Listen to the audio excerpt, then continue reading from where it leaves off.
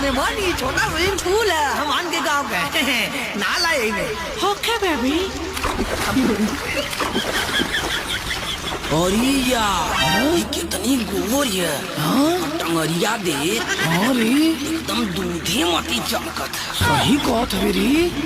हाँ करे सारे कब्बो कोनो लड़की के नहात ना देख ले हवे का रे आए ना एक काका लेकिन इतना उघार ना सारे आई हो नानी का देखा खूब उघार उघार के नहात है हाई घाट के ना नहा सकत हूँ। आओ ना बेबी साथ में नहाते हैं।